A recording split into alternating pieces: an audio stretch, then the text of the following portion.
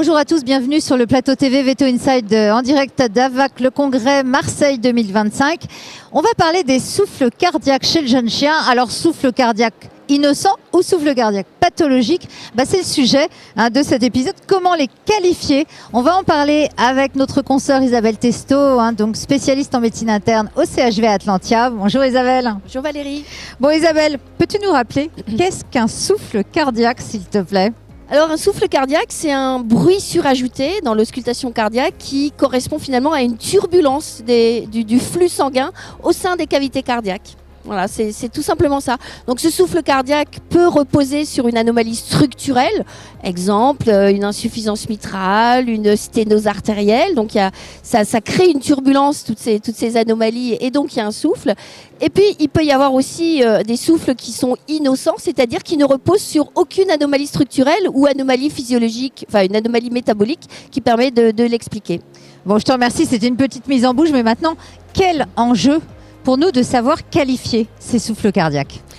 L'enjeu, c'est surtout de ne pas passer sur un jeune animal qui vient d'être adopté à côté d'un souffle pathologique qui reposerait sur une anomalie structurelle qui empêcherait finalement l'animal d'avoir une espérance de vie normale ou d'assurer ce pourquoi il a été adopté, c'est-à-dire un chien de travail ou un chien qui fait de l'agility, voilà. Et donc voilà, c'est très très important. Donc un souffle cardiaque n'est pas forcément innocent et un souffle cardiaque n'est pas forcément pathologique non plus. Alors il y a des études qui sont sorties sur les souffles cardiaques innocents chez le jeune chien. Ils ne sont pas structurels mais fonctionnels. Que nous disent ces études ? En fait, les souffles cardiaques chez les jeunes chiens, donc inférieurs à 3-4 mois, seraient liés à une diminution de la viscosité sanguine, liée au fait que physiologiquement, les jeunes animaux ont un hématocrite qui est plus bas.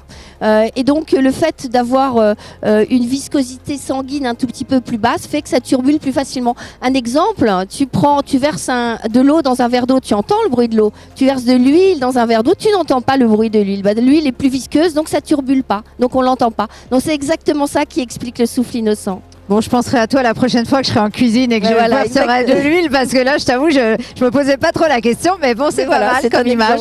C'est pas mal.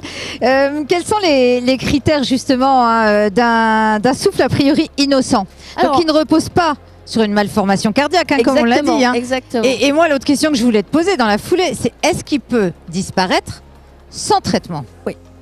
Donc le souffle innocent, par définition, comme il ne repose pas sur une anomalie structurelle, va disparaître dans l'immense majorité des cas. Il va disparaître à partir de l'âge de 5-6 mois. Par contre, ce souffle, ne nous méprenons pas, il a des caractéristiques auscultatoires très particulières, et en dehors de ces caractéristiques auscultatoires, on ne pourra pas dire qu'il s'agit d'un souffle innocent. Donc quelles sont les caractéristiques d'un souffle innocent? C'est un souffle de faible intensité, donc sur une échelle de 6, 1 à 2/6 grand maximum. C'est un souffle qui est systolique, donc quand on le localise dans le temps, donc pendant la systole ventriculaire. Et puis, en termes de localisation sur les aires d'auscultation, il sera toujours basal gauche. Donc tout souffle qui n'est pas basal gauche, qui n'est pas systolique, même s'il est de 1 à 2/6, c'est probablement pas un souffle innocent. C'est pas innocent, oui. Peux-tu avoir un souffle qui a priori est innocent, de grade 1 à 2, mais qui peut être associé à une malformation grave? Et oui, c'est pour ça que c'est sympa la cardiologie, parce que on ne peut pas être sûr à 100% avec les caractéristiques des souffles que je viens de donner qu'il ne s'agisse pas d'une cardiopathie qui a mal évolué. C'est l'exemple, par exemple, des communications interventriculaires. Donc une communication interventriculaire, c'est un trou entre le ventricule gauche et le ventricule droit, avec un flux qui va aller très vite entre le ventricule gauche et le ventricule droit, lié aux différences de pression. Ça se voit bien l'écho Doppler d'ailleurs, ça en général. Ça se voit très très bien. Et puis c'est un flux qui est très rapide. C'est pour ça que les flux de communication interventriculaire, les souffles, sont toujours de forte intensité. Sauf que avec l'évolution de la maladie, les pressions dans le cœur droit vont commencer à monter. La vitesse du flux qui va passer entre les deux va diminuer, et ce qui va faire un souffle basal systolique de faible intensité. Donc attention aussi de ne pas se méprendre et de qualifier tous les souffles d'innocents à partir du moment où ils sont inférieurs à 2/6. Et alors, Il y a des pièges. Ouais, il y a des pièges, ouais, encore et toujours. Et alors, lorsque tu entends un souffle de grade 3 à 6, justement, comment doit-il être exploré ce souffle? Alors déjà, par définition, il n'est pas innocent. Donc on va pas dire aux gens, ça va disparaître avec la croissance. Ça doit être exploré. Et ça doit être exploré en échocardiographie, en mode bidimensionnel, en mode TEM, mais surtout en mode Doppler. On est en train d'explorer un souffle. Donc on a besoin d'analyser le flux sanguin. Et qu'est-ce qui analyse le flux sanguin? C'est le Doppler. Donc échocardiographie, Doppler. Et tu m'as même dit avant la vente même. Avant la vente, c'est fondamental. Il n'y a rien de plus horrible pour les propriétaires que d'adopter un chien où ils savent qu'il y a un souffle. Généralement, ça leur a été dit en leur disant c'est rien, c'est un petit souffle. Et puis finalement se rendre compte qu'ils ont adopté un petit chien qui va avoir une espérance de vie réduite et une cardiopathie grave qui va demander des suivis, des traitements particuliers. Et alors, est-ce que tu es d'accord si je te dis que la prise en charge est conditionnée par le diagnostic posé par l'échographie Doppler? Toujours. Dans toutes les disciplines, c'est-à-dire qu'à partir du moment où on a un diagnostic précis, on a un traitement précis à mettre en place, alors qui peut être médicamenteux ou interventionnel maintenant en cardio. Oui, tout à fait. Donc en tout cas, c'est des sujets aussi qu'on aborde sur la chaîne, la chirurgie cardio-interventionnelle.